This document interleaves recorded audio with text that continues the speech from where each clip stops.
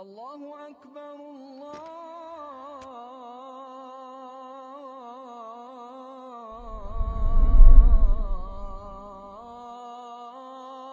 أكبر.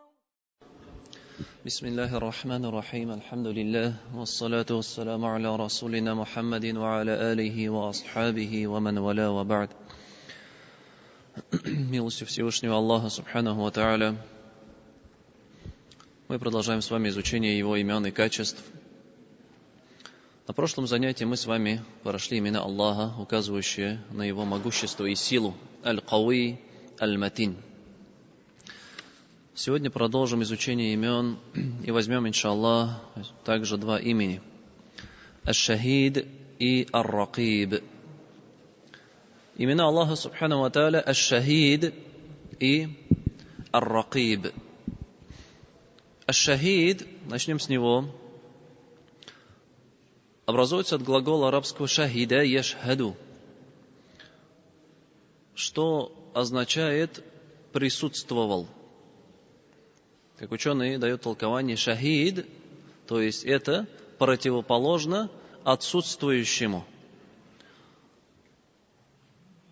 Такой-то шахида, фулян шахида, хада, такой-то шахида, то есть присутствовал на таком-то событии. Они используют глагол шахида. Дословно, если переводить на русский язык, это свидетель. Шахида являлся свидетелем какого-то события. И шахид переводим как свидетель. И тут два значения у него. Свидетель, то есть тот, кто присутствовал при этом событии. При этом действии он присутствовал, и он является свидетелем этого. Это у нас также под словом свидетель мы понимаем. Второй же свидетель, шахид, тот, который свидетельствует в суде за или же против кого-то. Это тоже из значений слова шахид. И это слово в Коране у нас приходит в 18 аятах. Аллах Субхану ва Тааля называет себя именем Аш-Шахид. Зачтем некоторые из них. В суре Аль-Маида Аллах Субхану ва Тааля приводит диалог с пророком Иса, алейхиссалям, в судный день, где Иса, алейхиссалям, говорит в конце: «Вакунту алейхим шахидам ма думту фихим». Я был за них свидетелем, когда я находился среди них. Я был им свидетелем, то есть я был свидетелем их действий. Я присутствовал при совершении ими, то есть своего народа, его последователей, каких-либо действий. «Ма думту фихим», когда я был с ними. «Фалямма таваффайтани», но когда же ты таваффайтани, забрал меня, «Кунта анта ракиба алейхим», ты остался наблюдателем за ними. «Ва анта аля кулли шайин шахид», и ты являешься свидетелем каждой вещи. В суре Аль-Ан'ам Аллах говорит: «Куль айю шайин акбару шахада, кулиллаху шахидун бейни ва бейнакум». Скажи, чье свидетельство является наиважнейшим, наивеличайшим. «Кулиллаху шахидун бейни ва бейнакум». Скажи, Аллах, Он свидетель между мной и вами. Между мной и вами. «Ин аджрия илля аля Аллахи ва ху аля кулли шайин шахид». Воистину, слова одного из пророков в суре Саба приводятся: воистину аджрия, то есть мое вознаграждение у Аллаха. Ва ху аля кулли шайин шахид, и он является свидетелем каждой вещи. И также в суре Муджадиля Аллах Субхану ва Тааля говорит: «Яума яб'атухум Аллаху джами'ан фаюнабби'ухум бима амилу, ахсаху Аллаху ва насух, валлаху аля кулли шайин шахид». В этот день Аллах Субхану ва Тааля воскресит всех их. В этот день Аллах воскресит всех их, фаюнабби'ухум бима амилу, и сообщит им о деяниях, которые они совершали. Ахсаху Аллаху ва насух. Аллах их деяния, Он учел, зачел, а они же забыли. Валлаху аля кулли шайин шахид. И воистину Аллах, Он свидетель каждой вещи. Аллах предостерегает: в судный день все деяния, люди, даже те, которые мы уже забыли, которые люди не обратили на это внимание, давно позабыли об этом, Аллах Субхану ва Тааля не позабыл это. И Он является свидетелем каждого этого деяния. То есть он не отсутствует тогда, когда человек совершает эти деяния. قُلْ كَفَى بِاللَّهِ شَهِيدًا بَيْنِي وَبَيْنَكُمْ إِنَّهُ كَانَ بِعِبَادِهِ خَبِيرًا بَصِيرًا. Скажи же, что достаточно Аллаха свидетелем между мной и вами, и Он является знающим и видящим своих рабов. Что же это имя означает в отношении Аллаха Субханаху ва Тааля? То есть мы знаем, у имени есть языковое значение, и также в отношении Аллаха Субханаху ва Тааля оно может давать отдельный смысл. Иногда бывает близкий к языковому значению, иногда бывает далекий от языкового значения. И что же имя Аш-Шахид нам дает? Если собрать все высказывания ученых, то, во-первых, Аш-Шахид, он тот, который свидетельствует, является свидетелем при совершении каждого деяния. То есть он является свидетелем при каждом деянии. Почему? Потому что, как мы уже с вами изучали, именно Аллаха, Он Аль-Алим, Он всезнающий, Он Аль-Басир, Он всевидящий, Он Ас-Сами', Он всеслышащий. То есть от Него ничто не утаится, Он все видит, Он все слышит и Он все знает. И тем самым, значит, Он является свидетелем каждого поступка. Раз Он все деяния видит, все деяния слышит, и Он все деяния знает, то Он является свидетелем каждого этого поступка. Он свидетель. Он не отсутствует. Когда человек совершает это действие, это Аллах Субхану ва Тааля это свидетельствует. Какое бы деяние он не совершал. Как сказал Аль-Хаттаби, от него ничто не утаится. Аш-Шахид – это в значении шахид, то есть свидетель. Так же, как алим в значении алим – знающий, и алим – тоже знающий. То есть, как будто бы он присутствует при каждом деянии. При каждом деянии от него ничто не скрывается. Как в суре Аль-Бакара Аллах применяет слово «шахида», «фаман шахида минкум аш-шахра фальясумх». Кто засвидетельствовал из вас месяц, то пусть постится. Шахида приводится глагол. Что это означает засвидетельствовал? То есть, тот, кто застал и присутствовал, был жив, да, и в здравии, и не в сафари, в тот момент, когда наступил этот месяц, то есть он засвидетельствовал, был свидетелем наступления этого месяца, то пусть он постится. То есть Аллах Субхану ва Тааля также является свидетелем при каждом нашем деянии, при каждом нашем поступке. И второй же смысл, то, что Аллах Субхану ва Тааля, Аллах Всевышний, является свидетелем в судный день против людей или же за людей. Он является свидетелем притесненному против того, кто его притеснил.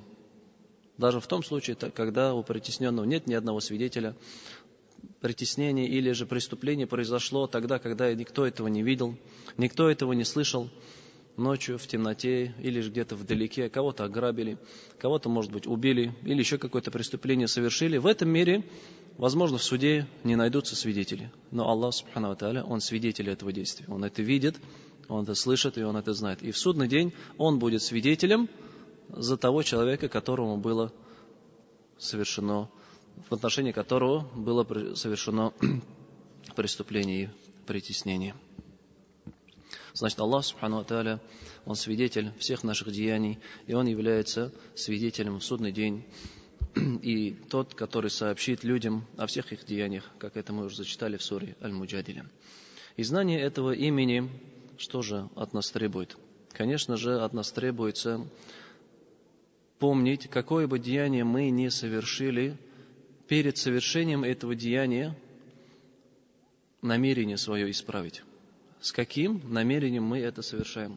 Как сказал ученый Аль-Асбахани, для каждого, говорит, который намеревается совершить какое-то деяние, какое-то поклонение, он перед совершением этого, он должен сначала дать себе отчет, для чего он это делает. Если он это делает ради довольства Всевышнего Аллаха, и его намерение благое, то пусть он его продолжает. Но если же у него есть какое-то другое намерение, достижение мирского, или же рия, показуха, или же желание получить похвалу людей, или еще какие-то разные другие желания, намерения, то пусть он это оставляет. то пусть он это оставляет. Потому что Аллах Субхану ва Тааля свидетель каждого нашего деяния. С каким намерением мы его совершаем, Аллах Субхану ва Тааля это знает. И поэтому каждому перед совершением действия нужно свое намерение исправлять. Пророк, саллаллаху алейхи вассалям, нам сказал: «Иннамаль а'малу бинният». Воистину все дела оцениваются по намерениям. И каждому человеку будет дано, что он намеревался, ради чего он совершал это действие. В суре Аль-А'раф Всевышний Аллах говорит: فَلَنَسْأَلَنَّ الَّذِينَ أُرْسِلَ إِلَيْهِمْ وَلَنَسْأَلَنَّ الْمُرْسَلِينَ فَلَنَقُصَّنَّ عَلَيْهِمْ بِعِلْمٍ وَمَا كُنَّا غَائِبِينَ. В этот день мы спросим тех, которым были посланы посланцы. И мы спросим самих посланцев. И мы сообщим их деяния по знанию, потому что мы не отсутствовали, говорит. وَمَا كُنَّا غَائِبِينَ. То есть мы иначе были свидетелями их деяний. И мы сообщим их о их деяниях. И мы не отсутствовали тогда, когда они совершали свои злодеяния. В другом аяте в суре Юнус Аллах говорит: وَمَا تَكُونُ فِي شَأْنِ وَمَا تَتْلُو مِنْهُ مِنْ قُرْآنِ وَلَا تَعْمَلُ مِنْ عَمَلٍ إِلَّا كُنَّا عَلَيْكُمْ شُهُودًا. Какое бы ты деяние не совершал, или какой бы аят из Корана не читал, в каком бы положении ты ни был, «Илля кунна алейкум шухуда». Мы были свидетелями этого действия. То есть, какое бы деяние ты не совершал, туда же идет, какой бы аят из Корана не читал, Аллах свидетель этого. С каким намерением ты читаешь этот Коран? Красиво, может, ты распеваешь его, и с каким намерением ты это совершаешь? Каждое действие, Аллах говорит, мы являемся свидетелями этого. Аллах является свидетелем этого, от него это не утаится. И в судный день Аллах Субхану ва Тааля будет судить между своими рабами по своему знанию, основанное на его зрении, на слухе и на его знании. И в этот день никто не сможет это свидетельство Аллаха Субханаху ва Тааля как-то отвергнуть. Потому что свидетельство Аллаха, оно без недостатков. Он все видит, все слышит и все знает, и ничто от него не утаится. И в судный день, если Аллах Субхану ва Тааля скажет, что человек совершил так, то он уже не сможет никак отвертеться, потому что Аллах был свидетелем этого. И в судный день приводится диалог в суре Аль-Маида. Аллах говорит: «Ва идh qala Аллаху я Иса ибн Марьяма анта qulta лин-наси иттахидуни ва умми илахейна мин дуниллах». И сказал Аллах: «О Иса ибн Марьям, о Иса, сын Марьям, ты ли сказал людям: возьмите меня и мою мать божествами помимо Аллаха? Ты ли сказал людям, чтобы поклонялись мне и моей матери помимо Аллаха?» «Каля субханак, ма якуну ли ан акуля ма лейса ли бихак». «О Аллах, ты пречист. Как же я могу говорить то, на что у меня нет права? Ин кунту культуху факад алимта». Если бы я даже это сказал, то ты это знаешь. Ты бы это узнал. «Та'алау ма фи нафси ва ла а'лау ма фи нафсик». Ты знаешь, что у меня в душе, и я не знаю, что у тебя в душе. И дальше мы зачитываем: «Иннака анта аллямул гуюб». И ты знающий сокровенное. «Ма культу лахум илля ма амартани бихи». Я не говорил им, кроме того, что ты мне повелел. «Ани абудуллах рабби ва раббакум». Поклоняйтесь же Аллаху, моему Господу и вашему Господу. «Ва кунту алейхим шахидам ма думту фихим». Я был свидетелем их деяний, когда находился с ними. И когда же ты меня забрал, возвысил к себе, ты был наблюдателем за ними, и ты являешься свидетелем каждой вещи. То есть судный день Иса, алейхиссалям, он отвернется от своих последователей, которые взяли его или же его мать божествами, помимо Аллаха Субхану ва Тааля. Начали поклоняться им, так же, как поклоняются Аллаху, приближаться к ним, просить у него, просить у них. И также в отношении этого аята приводится хадис от Абдуллаха ибн Аббаса. Когда пророк, саллаллаху алейхи вассалям, однажды говорил хутбу, и говорит: «Айюханнас иннакум махшуруна иля Аллахи хуфатан гуратан гураля».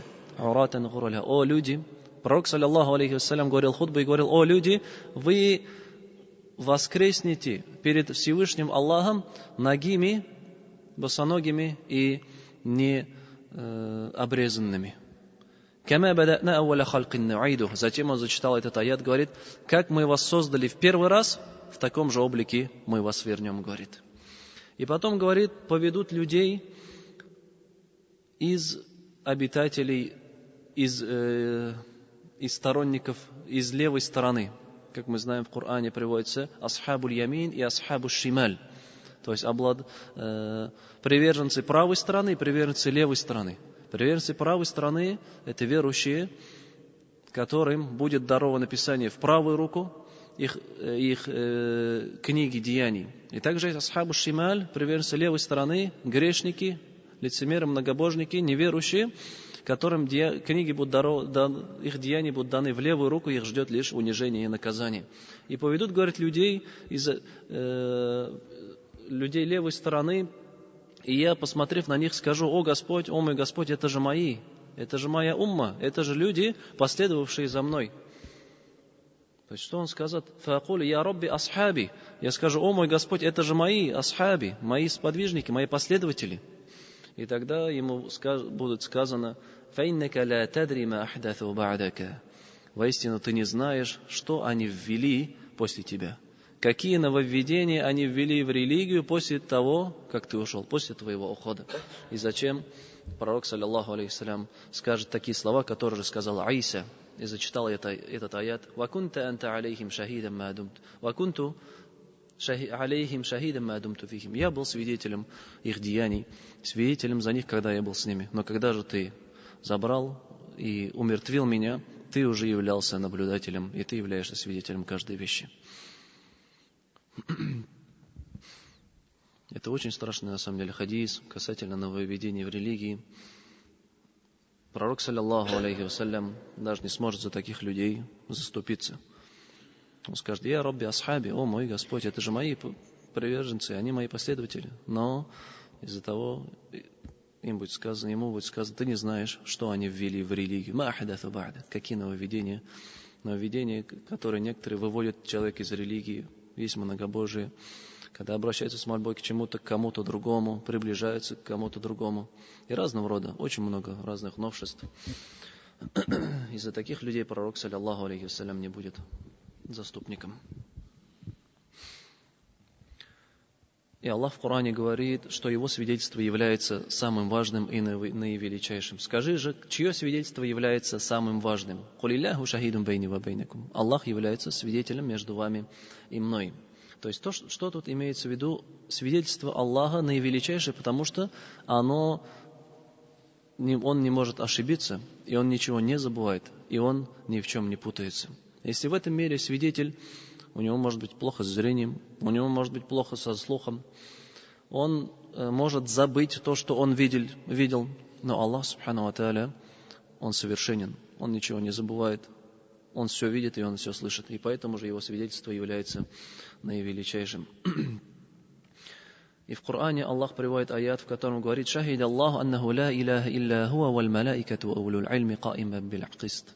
Аллах засвидетельствовал, что нет божества, кроме Него, и ангелы, и обладающие знанием. Что же тут имеется в виду под шахида? Засвидетельствовал Аллах, что нет божества, кроме Него. Тут ученые разные мнения приводят, и эти мнения не противоречат друг другу. Если эти мнения собрать вкратце, то засвидетельствовал Аллах, тут 4 степени имеется в виду. Во-первых, Аллах знает, что нет божества, кроме Него. Во-вторых, Он сказал это, засвидетельствовал, сообщил об этом. То есть сказал это, а потом сообщил об этом своим творением. Как в суре Таха у нас приводится, когда Муса, алейхиссалям, поднялся на гору, и Аллах с ним заговорил и сказал: «Каля иннани ана Аллаху ла иляха илля ана фа'будани». Он сказал: «Я Аллах, ла иляха илля ана». Нет божества, кроме меня, поклоняйся же мне. Аллах, субхану ва тааля, когда говорит шахида, засвидетельствовал, то есть Он знает, Он сказал, Он сообщил, и также Он это обязал.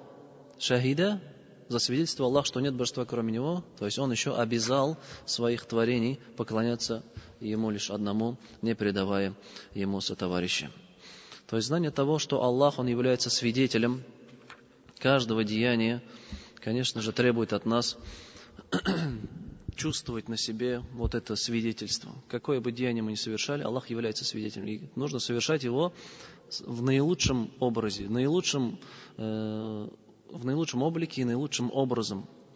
Возможно, кто-то не увидит какой-то погрешности или же какой-то промаха какого-то. Можно как-то замазать или спрятать свои ошибки. Не только в деяниях религиозных, но также в мирских деяниях. Когда у тебя есть какой-то договор на совершение и оказание каких-то услуг, и ты это деяние, за которое ты взялся, ты можешь перед заказчиком каким-то образом, скажем, скрыть какой-то изъян или выполнить не лучшим образом. И как-то от этого потом отойти, не получив никакого наказания. Но это аманат, ты взял на себе. То есть ты заключил договор, значит, ты взял на себя аманат выполнить работу. И является на тебе обязанностью выполнить это наилучшим образом, таким образом, которым вы договорились. Если ты человека даже обманул, то Аллах, субхану ва тааля, ты не обманешь. Он является свидетелем этого деяния. Он присутствует тогда, когда ты это совершаешь. Какое бы это деяние ни было. Или же обман. Обман везде может быть. Элементарно даже в учебном заведении привыкли там списывать или экзамены, когда сдают. Возможно, ты кого-то обманешь, но Аллах, субхану ва тааля, видит, как ты это совершаешь деяние, как ты обманываешь людей. Он является свидетелем каждого твоего деяния. И это нужно знать, и это всегда нужно помнить. И тут мы переходим к другому имени Аллаха, субхану ва тааля, ар-ракиб. Ар-ракиб — наблюдатель, если так переводить. Он наблюдающий. Ар-ракиб — наблюдающий. В арабском языке ар-ракиб, он имеет несколько значений. Из них хафиз — хранитель, и также аль-мунтазир — ожидающий, ждущий. Он ждущий. И в Коране это приходит в 3 аятах. В суре Маида Аллах говорит: «Вакунту алейхим шахидам», тот же аят, где диалог с Айса алейхиссалям, где Айса алейхиссалям говорит: «Фалямма таваффайтани кунта анта ар-ракиб алейхим». Когда же ты забрал меня, ты был ракиб алейхим, ты был наблюдателем, ты был тем, кто следит за ними и наблюдает за ними. «Ва инна Аллаха кана алейкум ракиба», и Аллах является тем, кто за вами наблюдает. «Ва кана Аллаху аля кулли шайин ракиба», и Аллах является наблюдающим, смотрящим за каждой вещью. И когда говорится ар-ракиб, то есть он тот, который наблюдает за своими творениями и следит, хранит, как они выполняют те предписания, которые он на них возложил. Выполняют ли вообще, и когда выполняют, как они это выполняют. И он следит за ними, сторонятся они тех запретов, которые он указал в своем писании и указал пророк, саллаллаху алейхи ва саллям, и как они этого сторонятся.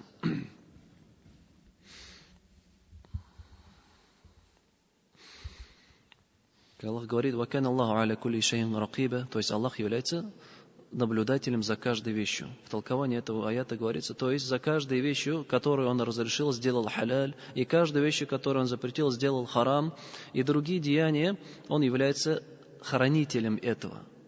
То есть он хранит, как можно понять, хранит, то есть наблюдает, как люди, как его рабы это выполняют. В каком? Выполняют ли, сторонятся ли, и если выполняют, то как они это выполняют.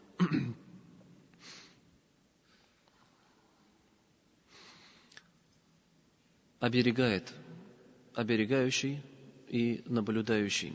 То есть также некоторые ученые дают объяснение: ар-ракиб, если в языковом значении, если в народном понимании, то есть среди людей называют ар-ракибом того человека, которому что-то дают на хранение, и он так серьезно подходит к этому делу, что тот, кто знает, что предмет находится на хранении у этого человека, и этот человек настолько серьезен, настолько хорошо оберегает эту вещь, и другой человек даже не пытается каким-то образом посягнуть на эту оберегаемую вещь. То есть ар-ракиб, он тот человек, которому дали что-то на хранение, или же он сидит где-то на охране, скажем, наблюдает за чем-то. Ну, охранник, он опять-таки что-то оберегает, что-то охраняет. То есть он ар-ракиб тот, который это невозможно к нему как-либо подойти и как-либо забрать эту оберегаемую вещь. Он, не смыкая глаз, оберегает и охраняет эту вещь. И также Аллах, субхану ва тааля, он ар-ракиб, то есть какой бы вот эти его шариат, то, что он запретил, то, что он разрешил, Аллах, субхану ва тааля, это оберегает. И какое бы действие ни совершил, кто бы не посягнул на харам, кто бы харам не совершил, Аллах тааля это тут же видит. Он следит за этим, наблюдает за этим. Какое бы поклонение человек не совершил, Аллах тааля видит это.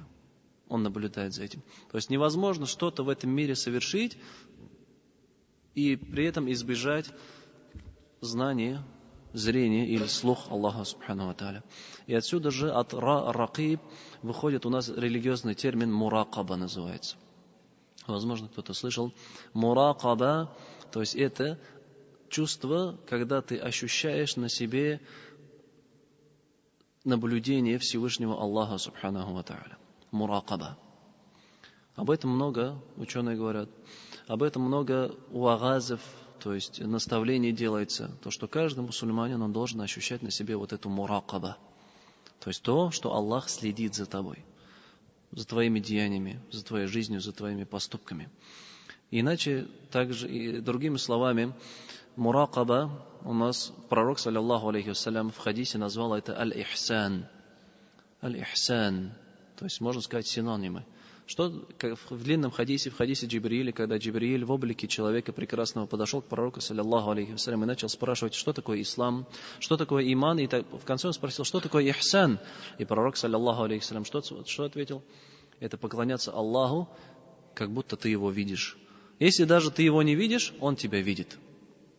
Это также является объяснением муракаба. То есть какое бы деяние ты ни совершал, ты должен ощущать на себе взгляд Аллаха субханаху ва тааля. Он видит, он слышит, он знает, что бы ты ни совершал. И муракаба должна быть в каждом деянии. В поклонении муракаба – это искренность. Ты должен искренне совершать каждое деяние и наилучшим образом.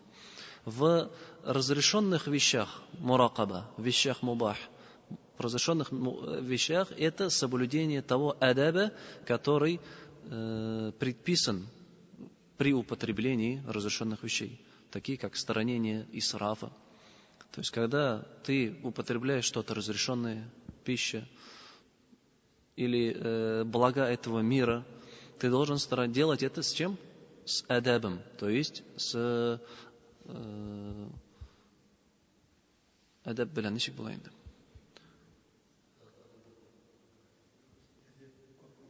Культур, можно сказать даже, да. То есть так, как это предписано, как это разрешается. Не излишествуя, не обольщаясь этим. И другие вещи, которые запрещены при употреблении разрешенного, при употреблении халяля, мубаха. В этом тоже есть муракаба. То есть муракаба не только в поклонении. То, что ты должен в намазе ощущать взгляд на себя Аллаха субхану тааля. Нет. Также в вещах мубах, халяль, когда ты ешь, когда ты спишь, когда ты развлекаешься, отдыхаешь. Во всех этих вещах должна быть муракаба. То есть ты должен эти вещи делать с адабом. Тем адабом, который предписан. В вещах харам муракаба. Это тауба. Ощущение муракаба. В харам, в грехах, когда ты совершил грех, ты должен делать тауба, покаяние. Это тоже является муракаба. То есть когда ты совершил грех, ты должен покаяться. И это является муракаба в запретных, в харам вещах.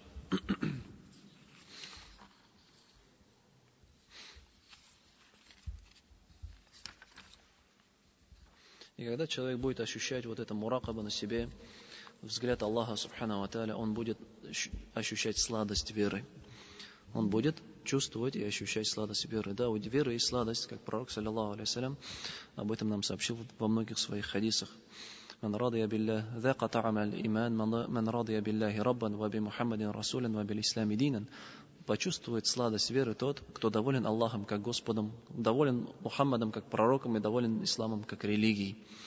И когда человек вот это чувствует муракаба, Почему некоторые люди, например, не чувствуют сладость намазу, не чувствуют сладость при чтении Корана, успокоения, не чувствуют сладость, когда садака дает, то есть сладость, умиротворение, душевный покой, потому что у них слаб иман, и человек не чувствует на себе вот это муракаба, наблюдение Аллаха субхану ва тааля. Когда же он совершает поклонение так, как будто он сам видит Аллаха, представляет, что он стоит перед Аллахом субхану ва тааля, тот же намаз, скажем, если с таким хушуам, с такой смиренностью совершить, не думая ни о чем другом, то по окончании этого намаза у человека будет приятное ощущение, то есть вот это ощущение того, что у тебя было принято твое поклонение. Как у одного из хазратов, когда спросили, который объяснял вот это, он говорит, то есть с чем это можно сравнить? Это ни с чем нельзя сравнить. Это даже приятнее, чем когда ты покупаешь новую машину. Какое у нас ощущение, когда мы получаем что-то новое, мирское, новая машину, скажем, купили. Радость, да? Иногда даже мысли все только об этом. И это же чувство человека преследует, и он это получает тогда, когда он совершает деяние с ихсаном, с муракаба, когда он ощущает на себе этот взгляд. И поэтому нужно стараться воспитать в себе это. И при совершении каждого поклонения настраиваться на это. На намазе встал, ты стоишь перед Аллахом, субхану ва тааля. Ты перед Ним встал, ты перед Ним читаешь Его аяты, ты перед Ним Его восхваляешь, ты весь грешный, ты совершал много ошибок, и ты перед Ним встал. И тут нужно ощущать взгляд Аллаха на себе, субхану ва тааля. Как некоторые советовали, если намаз читаешь, чтобы была смиренность в намазе, представь, что перед тобой Всевышний Аллах. Справа от тебя рай, слева от тебя ад. Слева от тебя ад. Такое представление. Или же представь, что сзади тебя ждет ангел смерти, и это твой последний намаз. Таким образом можно в себе, то есть нужно таким образом воображать и воспитывать себя, чтобы вот это чувство у тебя появилось. И вот эти два имени, Аш-Шахид и Ар-Ракиб, два имени, которые каждый верующий, каждый мусульманин должен всегда помнить при совершении какого-либо деяния или где бы он ни находился. На этом, иншаллах, завершим лекцию. Просим Аллаха, субханаху ва тааля, чтобы эти наши занятия были полезными. И просим Аллаха Всевышнего, субханаху ва тааля, чтобы Он облегчил совершение деяний согласно нашим знаниям. Субханак Аллаху бихамдика, ашхаду ан ла иляха илля анта, астагфирука ва атубу илейк.